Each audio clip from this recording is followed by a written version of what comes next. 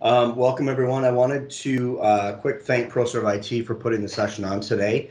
ProServeIT is one of our primary partners within the tech for social impact space, actually around all Microsoft workloads. So we utilize ProServeIT for a lot of different Microsoft technology, cloud-related things. So we're excited here today to have them talk about Azure Sentinel. So with that, I'm going to go ahead and turn it over to George. All right, so during today's session, we'll be talking about Azure Sentinel, which is a security product that is part of Microsoft's arsenal of security products. To start, we'll be talking about some of the challenges that organizations are having today and having to deal with security. Then we'll be giving you a brief overview of Azure Sentinel, especially for those that are not familiar with the product. We'll then provide you with a quick demo of how Azure Sentinel can help protect your organization from bad actors. And finally, we'll go through a Q&A session to answer any questions that you might have.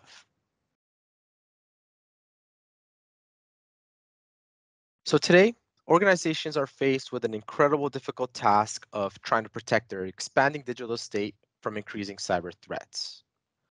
The move to the cloud and a more mobile workforce, especially now during COVID, has pushed the border of your state beyond the boundary of your physical network. Your data, your users, and your systems are everywhere today. Now, the security operations purpose of protecting an organization's information and assets is becoming increasingly difficult. Some of those reasons are outlined here on the screen. One of which is that attack techniques, frequency, and complexity are evolving extremely fast. A typical attack can span different parts and cross various resource types. It might start from an email address, from phishing, for example, proceed to an endpoint, spread to a cloud service or to a database, and involve multiple user accounts, and so on. Another challenge worth noting is that security teams are under strain from the expanding range of defensive technologies and not knowing what security tools they need as hybrid cloud adoption increases. Now, this can cause alert fatigue, where we see too many alerts from disconnected products.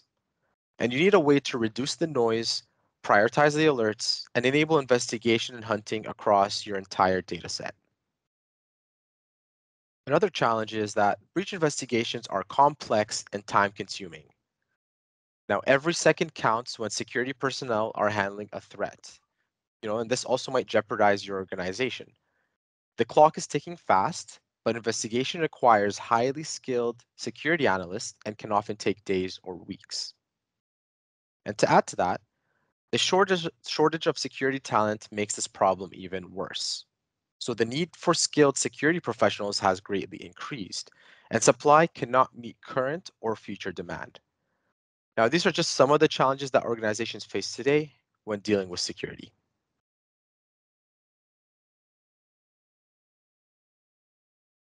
So what is Azure Sentinel? Azure Sentinel is a scalable, cloud native, which is extremely important, security information and event management, or SIEM for short, and security orchestration, automation, and response, or SOAR for short. Now, the SIEM component allows us to analyze event data in real time for early detection of targeted attacks and data breaches. And it also allows us to collect, store, and investigate on log data for incident response, forensic, and regulatory compliance if needed be. The SOAR components helps team make the jump from just simply collecting security-related data to streamlining security operations by using something that we call Playbooks to automate many of the tasks required to respond to security events. An example of a playbook could be, resetting someone's password and blocking their account. So that would be the SOAR component, as the SIEM component would be to capture and analyze all the data from the various sources for us to be able to make sense of what's happening within our environment. Now, Azure Sentinel works by correlating these security logs and signals from all sources across your applications, your services, your infrastructure, your network, users, regardless of where they are. Whether they're on premises, you still have your servers on-prem, in Azure, or in any other cloud platform. If you're using Amazon Web Services or Google Cloud as well, regardless of where your data, your users, and your infrastructure resides, everything can be ingested into Azure Sentinel. And we want it to alert us whenever anomalies in these events are detected. Now, this end-to-end solution for security operations can be broken down into 4 main phases. The first phase is the collect phase. So you want to be able to collect logs and data from various sources, such as Office 365, Azure, your servers, your workstations, your firewalls, so on and so forth. Now, depending on your data source, some of them have a quick and simple ingestion process, just by checking a couple of boxes, while others require a little more complex ingestion process just because they are third party. And Azure Sentinel does support Microsoft built-in data sources as well as third-party sources. As of today, there are 116 different connectors, and it keeps on growing week after week. So if you don't see a specific application or data source that you want to monitor today, there might be another way for us to ingest those logs, or just wait for Microsoft in order to deploy their own built-in connector. The second phase would be the detect phase. So you want to be able to detect security incidents with analytic rules that we create. For example, I want to generate an alert when somebody successfully signs into my account from any country outside of the United States. Because I'm here in the United States, for example, anybody attempting or successfully signing into my account, I want to at least know about it so I can perform additional security measures against my account. Now, we can take advantage of the built-in rules that are provided by Microsoft, and we can also custom build our own rules and have them alert us whenever that specific incident pops up. A lot of these rules are also guided by artificial intelligence so that it can understand how our users are behaving. If a typical user signs in from the United States from a specific IP address every single day, and suddenly the browser has changed, the IP address has changed, the machine has changed, then that is a red flag to Azure Sentinel. So it understands users' behaviors, and based on AI, it would actually alert us because some anomaly has arisen based on your previous history. The next phase is the investigate phase. So after we've collected the data, we've detected some sort of threat in our environment, we want the ability to be able to investigate as quickly as possible to find the root cause. So we have to understand the scope of the incident, and we have to potentially find the root cause of a security threat. And Azure Sentinel helps us do that with a lot of their built-in tools as well. The last phase is the respond phase. So we want to be able to respond as quickly as possible to eliminate the threat using automation when possible. And this is where the SOAR component of Azure Sentinel comes into play. So we want to be able to automate workflows by creating playbooks using logic apps.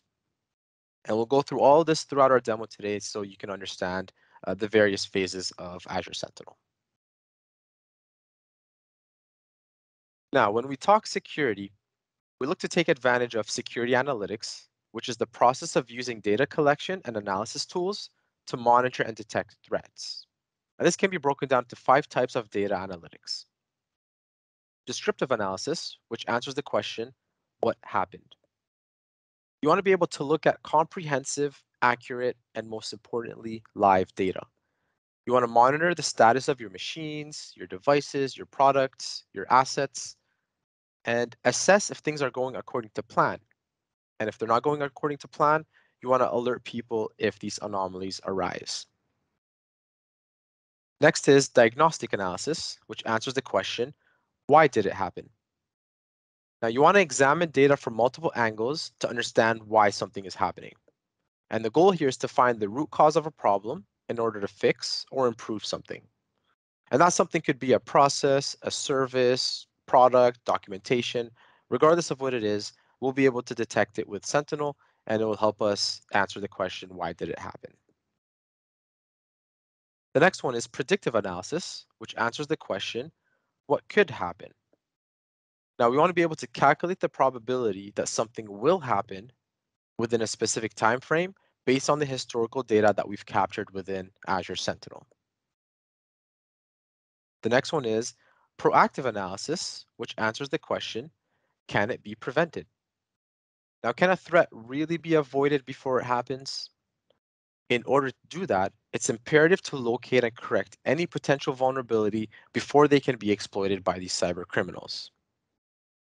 And finally, prescriptive analysis, which answers the question, what should be done? This is a set of recommended actions as a result of a diagnosis or a prediction. Now, this breakdown of the types of security analytics can help us understand how Azure Sentinel can answer all those questions by having a proactive approach to security in the organization. Let's move on to the live demo.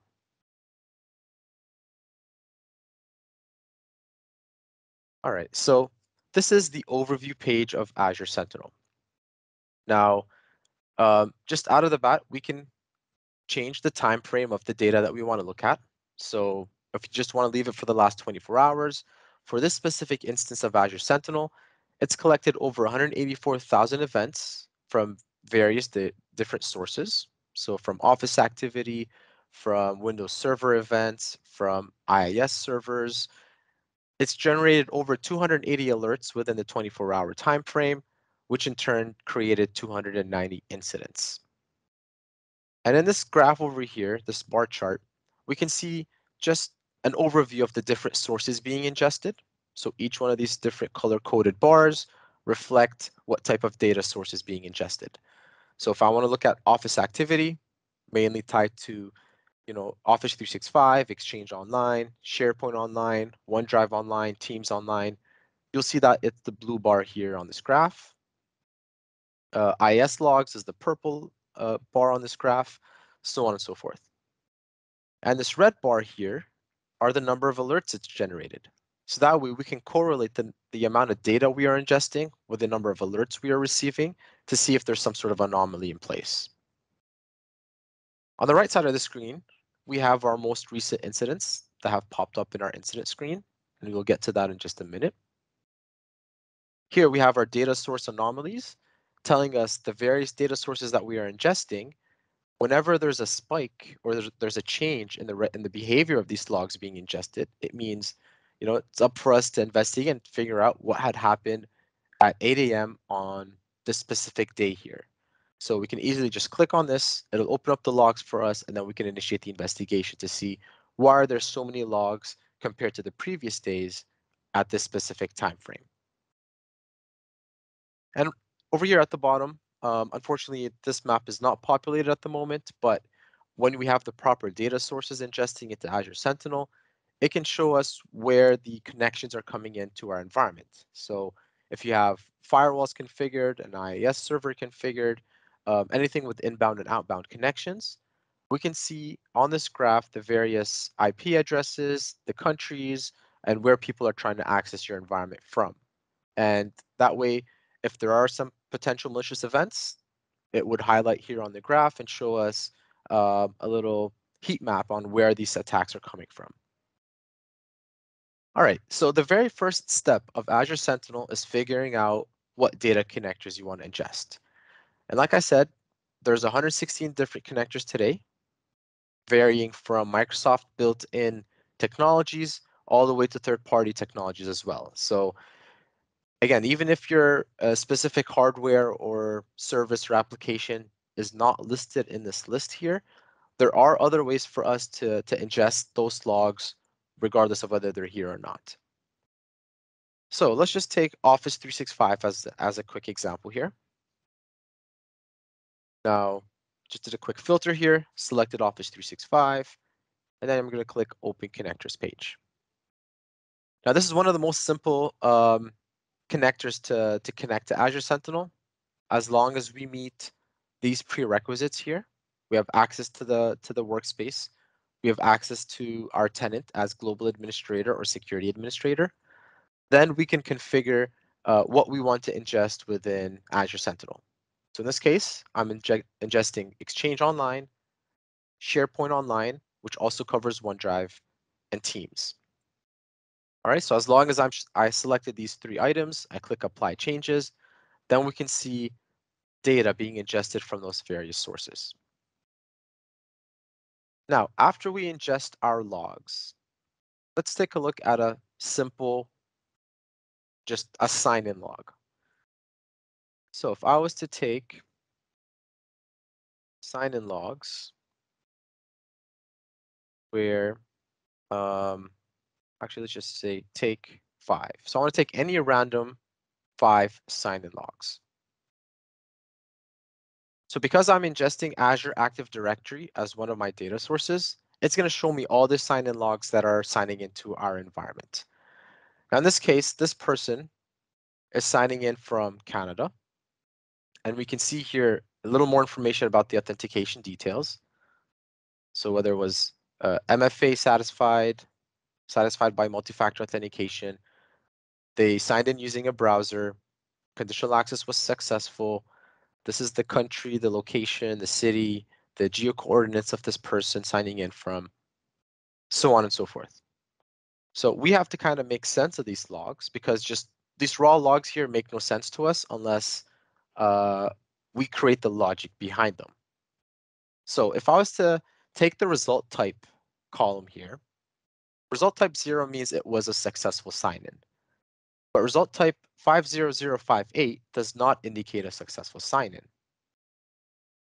So if we were to move over and take a look at the result description, we would see what this error was and how come the user was not able to sign in.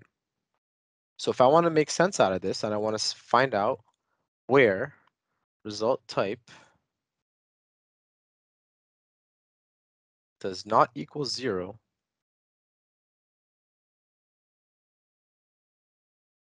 and I also wanted to take 5, and you can see here there's different result types for each sign-in activity, each one performed by a different user. And then we can see here what the error is. So invalid username or password for both of these sign-ins, meaning this result type 50126 means that invalid username or password.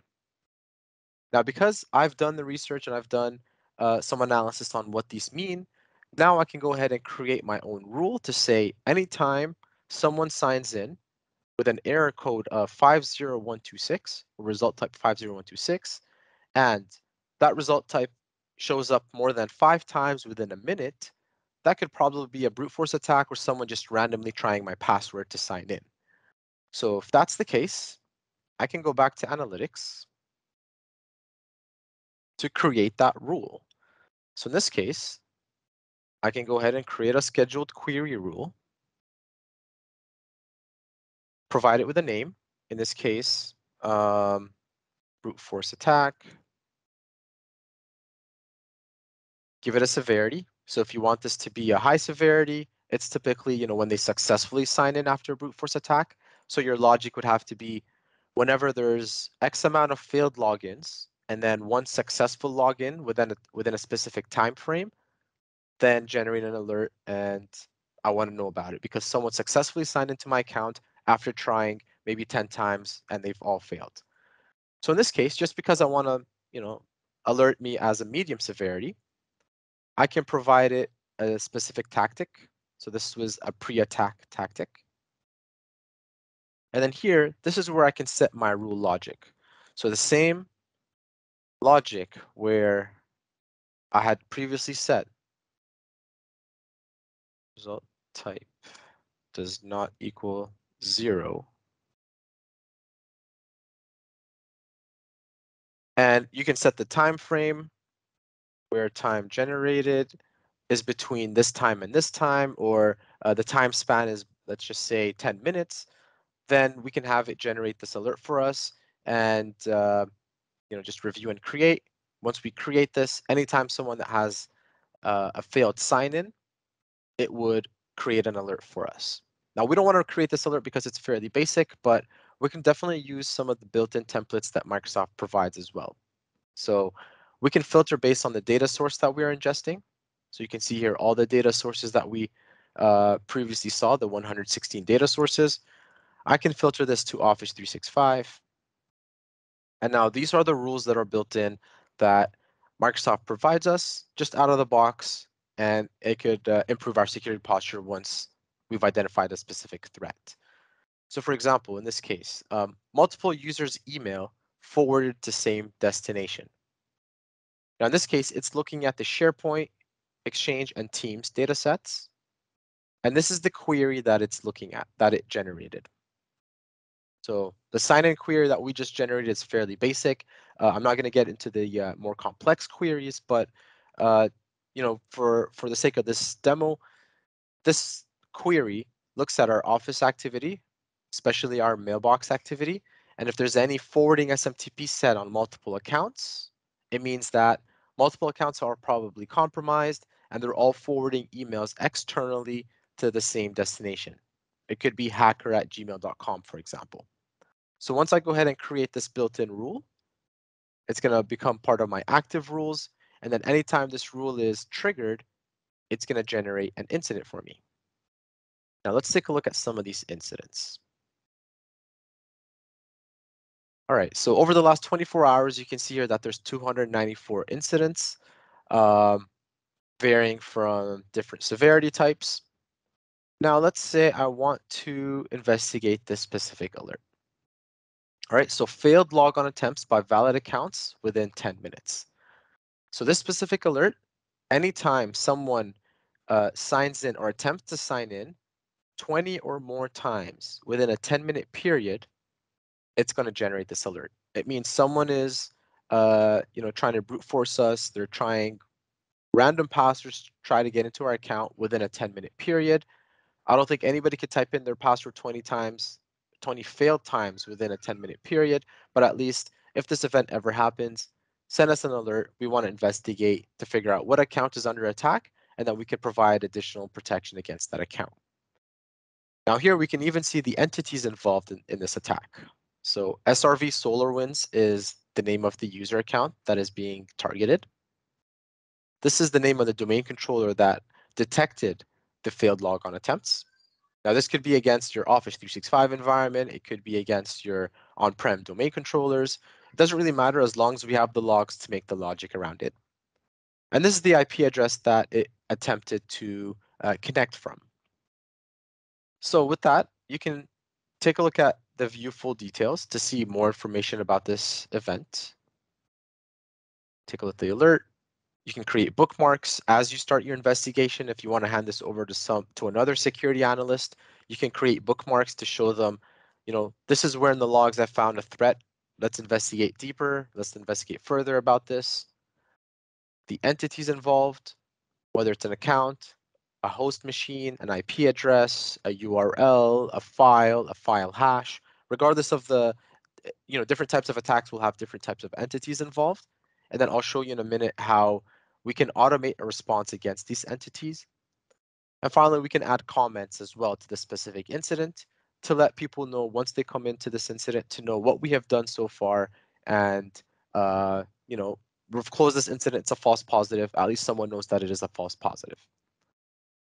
All right, so this is the incident. Let's investigate even further.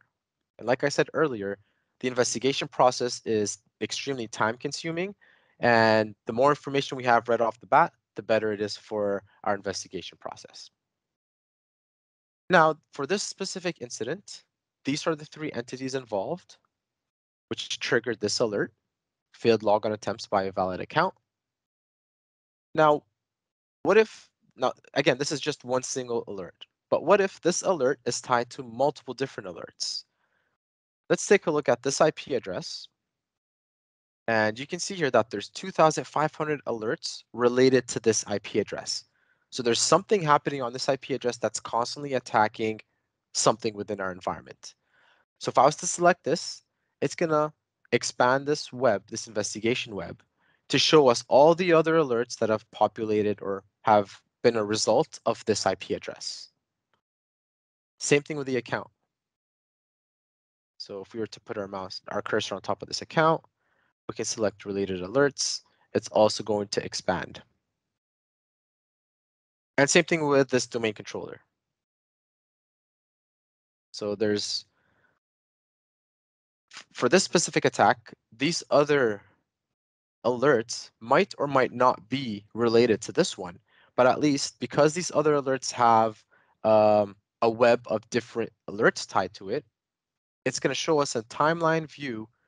What was the first alert that was triggered? Second, third, fourth, so on and so forth, so that we can go through this investigation process properly and understand what was the first action that was done, what was the second, third, fourth, and then it'll help us identify the sequence of events of this specific attack.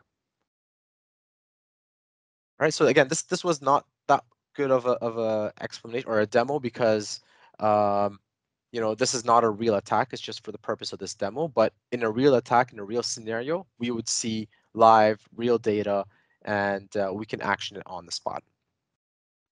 So now I'm just going to switch over to a different Sentinel workspace just to run a few playbooks in this case.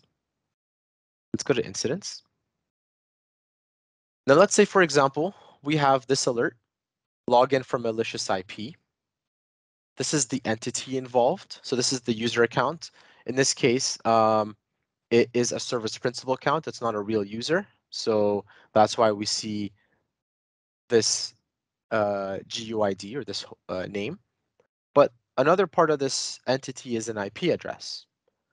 Now, how can a security analyst immediately identify whether this IP address is malicious or not? This is where playbooks and automation can come into play. So as you can see, this incident ID 705, it does not have any comments. I'll take a look at my playbooks. So when you previously create a playbook, you have it, you can use it whenever an alert pops up, or you can have it automatically be assigned to a specific alert, and then it would run whenever this alert is generated. So in this case, I'm going to run two different playbooks. One is check IP address and virus total, and one is check IP address abuse IPDB. Now, these are two services that we have signed up for that can scan the IP address and tell us whether it's malicious according to people that have reported it in the past or whether it's clean. Now, I'm going to run those two playbooks. I'm just going to show you fairly quickly what a playbook looks like and how long it takes to run these playbooks. So for this specific playbook, it took about 4 seconds to run. And if I was to open the Logic App Designer, it's basically a step-by-step process that I'm telling it to follow in order to help us identify what this IP address is.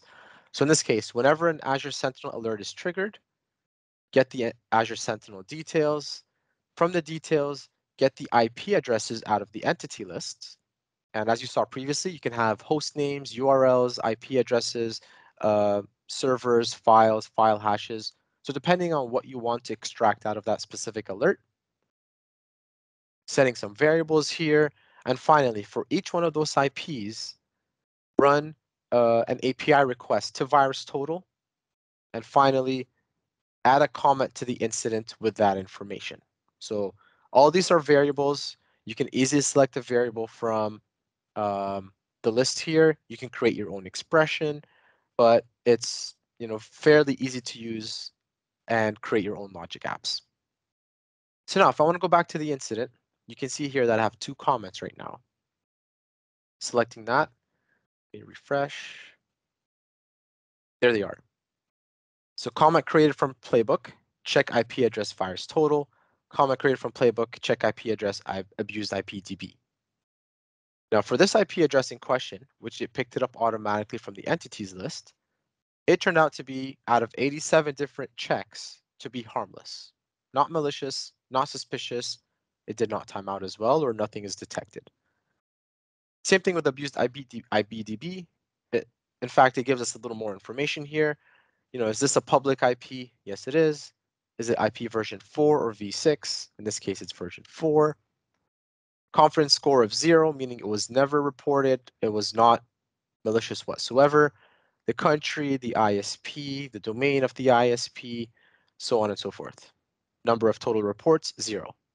So to a security analyst, this IP address is not malicious whatsoever based on the quick checks, which took less than 4 seconds to run and give us an answer against this specific IP. Now, that would help us identify this even further and having us to go through a deeper investigation process to find out what had happened here. Now, if I was to take another alert that has a username as part of its entity list, so let's just say this one, multiple password reset by user. So this Sentinel Demo user reset their password multiple times and it triggered an alert. Why would a user need to reset their password more than 5 times, for example, within a specific time frame? So, hackers are commonly known to do that. So in this case, it did generate an alert. Let's investigate and figure out what had happened here. So take a look at the view full details.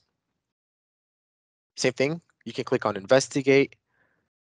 Now for someone to have their password reset, there are other different logs or different alerts that have populated just based on this user account. And if I was to take a look at the timeline view, password was reset by user, then there's a high severity alert against the audit logs. Again, this was created just for the demo purposes. So maybe they would have done something in the tenant right after they reset the password, then they reset the password again, and they did some more changes in the environment. So this helps us take a look at the sequence of events, what this hacker would have done with this specific account. Now let's just say this was a compromised user. Sentinel Demo is a real user that was compromised and their identity was stolen. So we can see here, Sentinel Demo user in Azure AD, account is enabled, yes. If we were to log into this account, you can see here that block sign-in is set to no. So this user is allowed to sign in. There's no issues with them signing in, but this person was compromised. So what can a security analyst do to immediately mitigate this attack? Another thing is they can do is run a playbook. So we have a playbook called compromised user account or compromised account. It's way too more complex than the other playbook that I showed you. But what this playbook would do is it would revoke the user's access, block their account, reset their password, and all within under 10 seconds. So sometimes it runs for 6 seconds, 8 seconds, 7 seconds. And finally, it sends us an email. Let me pull that email up. And tells us the name of the alert, multiple password reset by user. User Sentinel Demo was involved in part of a security incident. As part of the remediation process, the user's sign-in sessions have been revoked, access has been blocked, and the password was reset. The user will need to re-authenticate to all applications. And this is their temporary password. So now we have their temporary password because we reset their password. We kicked them out of all their sessions. So if a hacker is still signed in with this user account, they're immediately signed out. Within a few minutes, they're signed out of the account, and they would have to sign back in order to perform additional activities. But since we blocked the account and reset their password, they're not going to be able to log back in unless a security analyst can contact this person over the phone and let them know that, hey, your account has been compromised, we took action, and this is your temporary password. They would have to change it upon first sign on.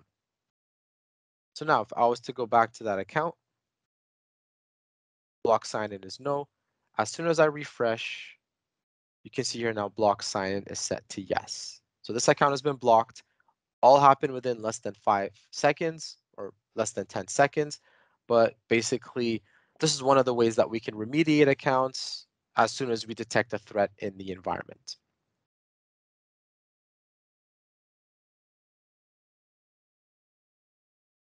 All right, now this specific playbook took 8.18 seconds. And if you were to see the flow of this playbook, it's extremely long, extremely complex, but at least it does what it needs to do.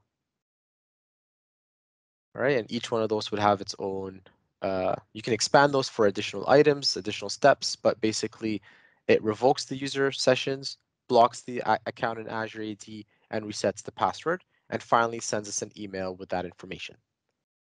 Now there's other playbooks that we can deploy. For example, if you are being attacked from specific IP addresses, you can easily run a playbook that would block that IP on your firewall, block the IP in Azure, so that if they're constantly trying to attack you, at least you know that for a fact that that IP is going to be blocked. They're not going to be able to sign in even if they successfully have someone's password. So we can be proactive and block accounts before any damage is done. And from a workbooks perspective, let me switch back to my other instance here. Workbooks are visual representation of what we see in a tenant. So for example, we can take a look at the number of alerts, just create charts, graphs, maps, whatever the case may be, just depending on the customer that we are working with. Let's take this workspace as an example. So here we have, over the course of 24 hours, 14 new security incidents, and 14 of them happen to be medium. If we were to expand this, and let's just say, let's go over the last 30 days, you can see how many high, medium, low, and this can auto refresh every 5 minutes or so. You can have this on a big screen in your office and have someone monitor this environment. And just to show you the different types of graphs and charts that we can create, in this case, we created maps. So on the left side of the screen here with the green circles indicate successful sign-ins into this specific environment or this workspace. So over the last 30 days, there has been over 74,000 successful sign-ins from Canada, over 1,500 sign-ins from the United States, 800 from Vietnam, 75 from France, Netherlands, Dominican, Portugal, so on and so forth. So depending on where people are working out of, this is where it would show that they successfully signed in. And on the right side of the screen here, we have the failed login. Now, the bigger the circle here, the more sign-ins that have happened. So for example, we have people that travel all over the world and work all across the globe within our 24/7 SOC. So it's expected to have people work outside of Canada and the United States, especially if people are on vacation as well. So that's why we see the other countries here. But we don't have people working out of China. We don't have people working out of United Kingdom, Brazil, Sweden, Russia. So for that, we can investigate the alerts even further and figure out who's trying to brute force us from those different countries. And then since we know that those different countries are trying to sign into our environment, we can at least create a policy to block all sign-ins outside of our home countries or the countries that we operate from.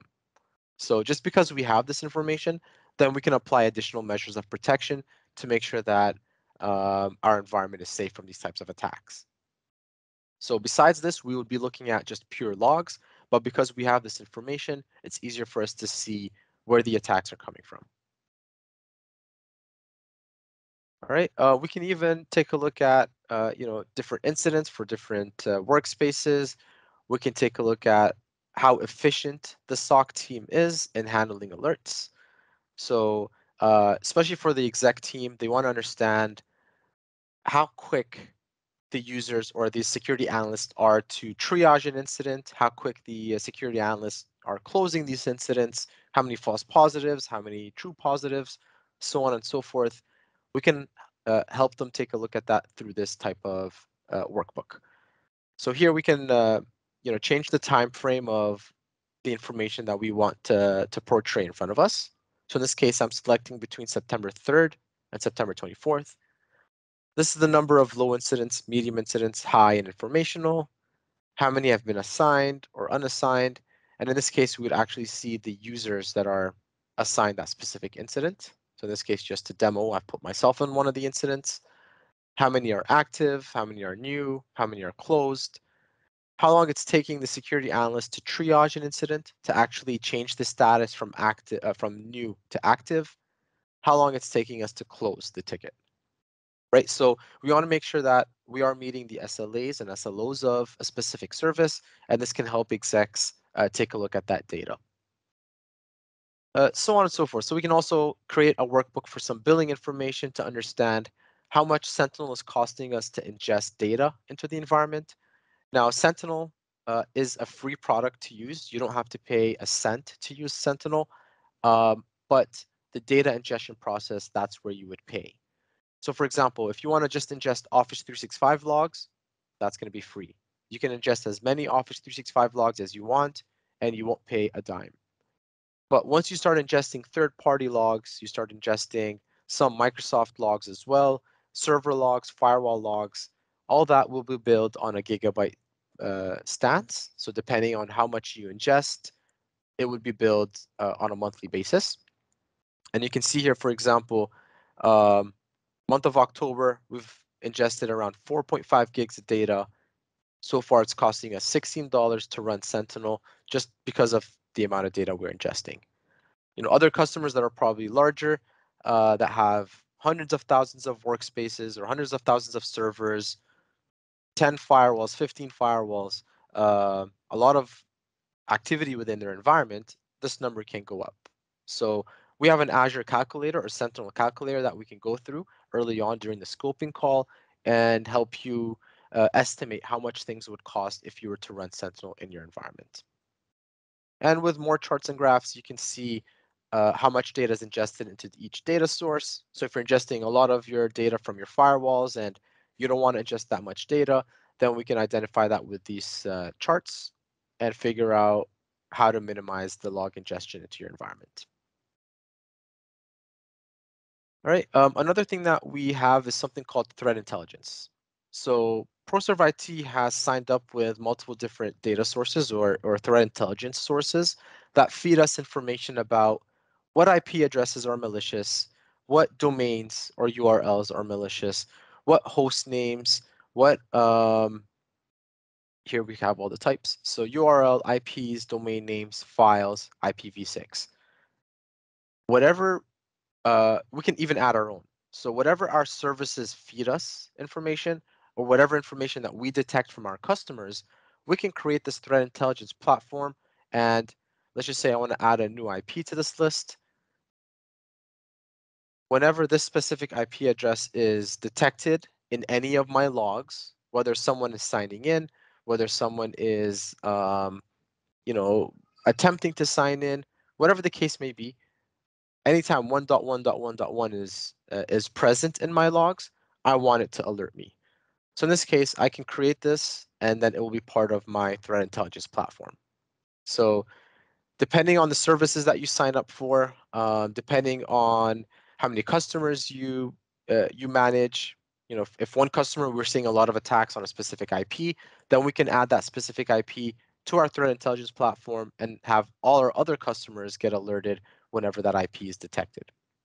And just as a quick example here, you can see this one, doesmeplus.com, which is a DNS squatting or domain squatting attack that they're trying to make it look like it's Disney Plus, but sometimes people don't take a look at the domain. They just read this as Disney Plus and think that it actually did originate from Disney.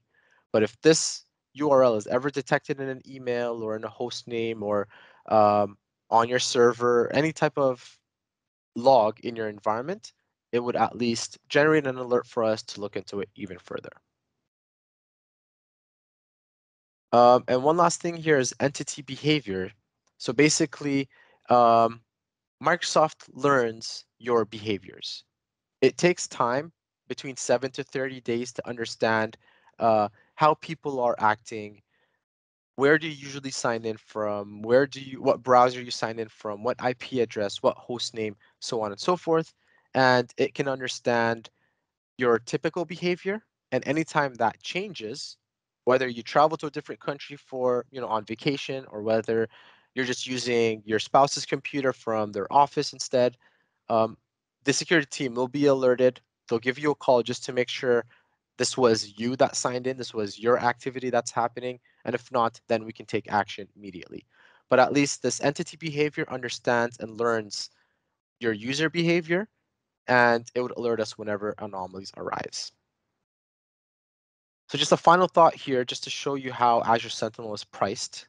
Again, it is based on a consumption basis. So you can either go with a pay-as-you-go, and depending on your region, whether you're in US East, US West, US Central, South, North, Canada Central, different country, wherever your data resides, it would have a different price model.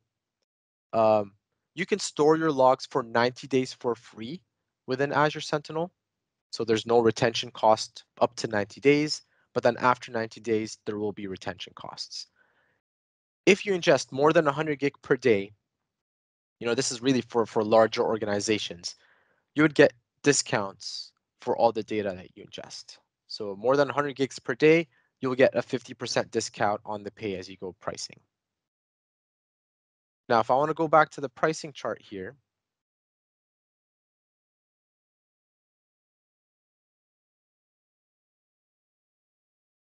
Right, so just based on the last 31 days, I've ingested 5.69 gigs of data.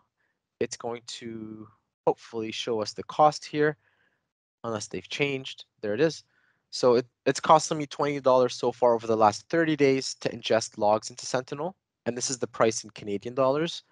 And for me to retain it, since I'm not retaining it for longer than 90 days, it's practically free. You can set the data retention to 2 years at most. If you need the logs to be retained for more than 2 years for regulatory compliance, for example, then we can export those logs to a different data set in Azure. And finally, if you also have a daily cap, so you only want to be able to ingest 1 gigabyte per day, just because you have a budget that you have to meet, you don't want to exceed $3.53 Canadian, for example, per day, then we can set a daily cap. Once that daily cap is met, then it will stop ingesting logs after that daily cap. We don't recommend this option just because it is, you would lose some logs, maybe some important logs as well, but it really depends on the organization and how much data they ingest. All right, so this was the demo of Azure Sentinel. Let's go back to our PowerPoint slide here. All right, so one thing that you have to keep in mind is that anybody could be a victim of cybercrime. And it's a matter of when they get hit and not if they get hit. And we're seeing a lot of both targeted and non-targeted attacks as well. So it doesn't really matter what your business is or how many employees you have. If you have a vulnerability, an exposed vulnerability at least, it will be used and abused. Now, this message is for all organizations and a special focus on non-for-profit organizations, because non-profit organizations are prime targets since hackers already know what they have. They can have funds coming in through various methods, such as donations or government grants. And they also know that nonprofit organizations don't usually have the proper budget to invest in security and securing their assets. So one other major reason why hackers target nonprofit organizations is that if they gain access to a nonprofit org, they can lead their way into an affiliated larger for-profit org that can be extorted for more money as well. So I hope I raised some awareness here today about security, and in particular for the nonprofit sector. So remember, security doesn't sleep, so you have to make sure that you're protected 24/7 by 365. Now, ProServeIT has an offering that is built around Azure Sentinel, and we call it Alarm Guardian. And you can think about this offering as getting security for your home. But instead of protecting your home, we'll be protecting your IT environment, such as your Office 365, Exchange, SharePoint, Teams, OneDrive, your Azure, your servers, your workstations, your firewalls, so on and so forth. So by signing up for Alarm Guardian, ProServeIT would be able to keep an eye on your environment from security risks 24/7 to make sure that your environment is protected. And just a quick high-level deployment of Azure Sentinel and what we would do as part of this initiative.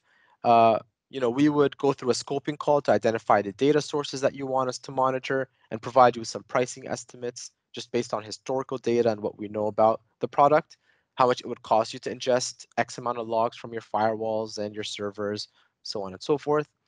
We would set up the Azure subscription on your behalf, create the log analytics workspace to host all those logs, deploy Sentinel, and finally, connect the data sources that we agreed upon, create the built-in rules and custom rules to your environment.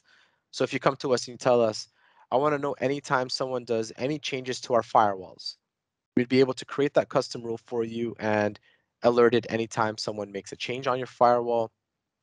We'll create workbooks, especially for the executive team to be able to take a look at the threats, how protected the environment is, how well the SOC team is performing based on the SLAs and SLOs, and create some playbooks for automating certain responses, whether that be blocking an account, revoking their access, resetting their password, as we saw in the demo, or whether that's blocking an IP on your firewall, blocking the user on your local Active Directory, blocking an IP on Exchange server. Regardless of what the actions are, that can be discussed and can be implemented in your environment as well. So with Alarm Guardian specifically, we have 3 different tiers. It just depends on how complex your environment is. And depending on the package that, a different package could fit your need. we will have that discussion and make sure that you are taken care of as well. And now it's time for some Q&A. Yeah. I got a quick question. The one thing that I might have missed it, but you'd mentioned that Azure Sentinel is free to use, right? That is correct, yes. Right. And so the plans at the end, what were those for? So Azure Sentinel as a product, you can deploy it today without paying anything. Okay. The cost of Azure Sentinel is how much log you ingest into it. Right. So there are free logs, for example, Office 365, Exchange Online, SharePoint, and Teams that are free to ingest. So if you're just to use Azure Sentinel for Office 365, it'll be a $0 bill at the end of the month. Azure Activity is also free. Gotcha. Okay. Sign-in logs are not free, for example. Those would be billed on, if I want to say Canadian dollars, it would be billed on a $3.53 dollars per gigabyte ingested. So if I'm ingesting 3 gigs or a gig per month, I'll just be paying $3 and change for sign-in logs. So it really depends on the source and how much log you ingest. That's how much you would end up paying at the end of the month. Gotcha. And so, okay, yeah. Ask whatever question you want. I'll be glad to answer it for you. The automation systems that the Intel, what was it called? Logical app? Logic apps, yep. Yeah, Logic apps. So, the one that you were talking about that was a lot. There was a simple one you showed, and then a much more complicated one. The much more complicated one is something that, like, the first pieces are built by the system, and then you add its reaction, or you have to build both parts. So the way it works is the very first step always has to be something related to Sentinel. So something that has happened. Correct. So in this case, well, you can definitely create a playbook not related to Sentinel. For example, you can have a button on your website. If someone clicks that button, it would trigger a playbook and it'll go through all the steps involved with it. But for the sake of Sentinel, the very first step is when a response to an Azure Sentinel alert is triggered. So when an alert is triggered within the Sentinel platform, go through this entire process. So this is a bigger piece than just the Sentinel, right? This is because this is available in other parts of Azure. Correct. So you can have playbooks, like I said, be a button on your website if you want to have a contact us form, and then once they click submit, they can go through all the details, grab the information, and send you an email. The sky's the limit with Logic apps. You can practically do whatever you want in an automated fashion. In the Sentinel environment, it's basically once an alert is triggered, get the incident information. In this case, because this has ran, it's going to populate that information for us. And you can see multiple password by user is the incident title. This is the subscription. This is the ARM ID. This is the tactic, the time generated, the status, so on and so forth. I want it to get the accounts involved with this. And in this case, it's Sentinel Demo. And then based on this, I want it to revoke the AD sessions, block the account, and reset the person's password. And finally, it would send me an email that we have previously generated and composed here in HTML format. And then I'm just telling it, send me that email with this subject line to this person, and it would automatically send it to me as soon as it reaches this step. So you can have it automate anything in your environment, not necessarily tied to Sentinel, but this is the underlying technology of the automation component within Sentinel. Gotcha.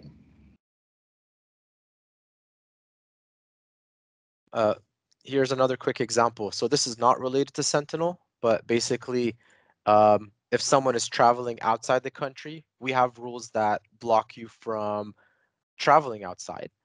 So in this case, I have a form created in Microsoft Forms. As soon as that form is submitted, this playbook is going to trigger or run. It's going to get the response details from that traveling form.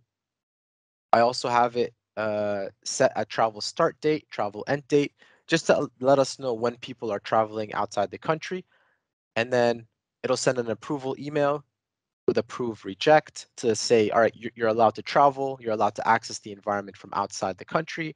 And then finally, it would add that user to a specific group. In this case, it's a traveling group. So if you're part of that traveling group, it means you're allowed to access Office 365, your email, SharePoint, OneDrive from outside your home country. And once you're back, so it's taking the travel end date, putting it in this step. Once you're back, it's automatically going to remove you from that group so that the restrictions apply again. And then you're no longer allowed to access email, SharePoint, and OneDrive from outside your home country.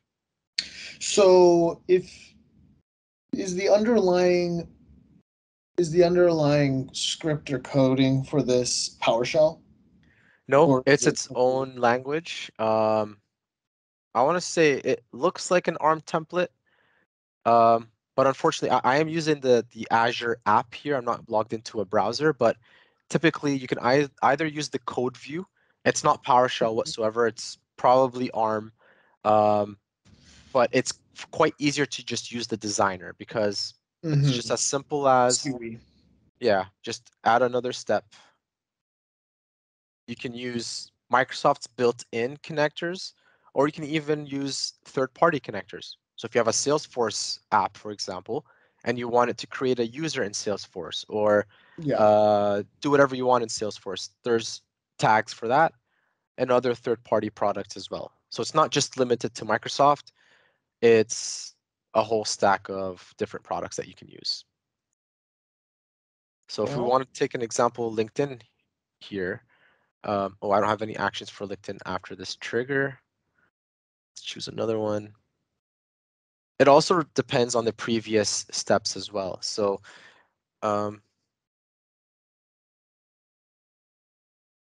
Trello, I think, is the name of the app here to send an SMS. Typing it wrong. Oh, it's Twilio.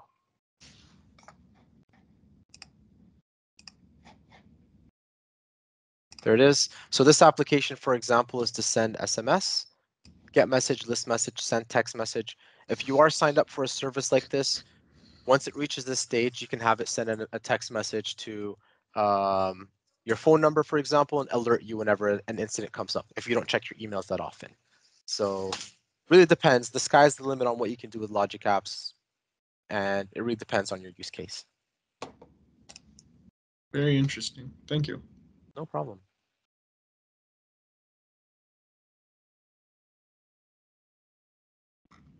All right, if there's no other questions, you can reach out to us at cloud@proserveit.com. Betty's going to be sharing the video or the recording of this session, so that way you guys can watch it at your own time as well. You can also reach out to Betty. So either reach out to Betty or cloud@proserveit.com. Just mention this webinar and that you're interested in exploring Azure Sentinel, and then we can set up a couple of meetings after the fact to walk you through it, go through the pricing estimates, what to expect out of this product, a little more information about our service, and we can get you rolling within Sentinel in no time.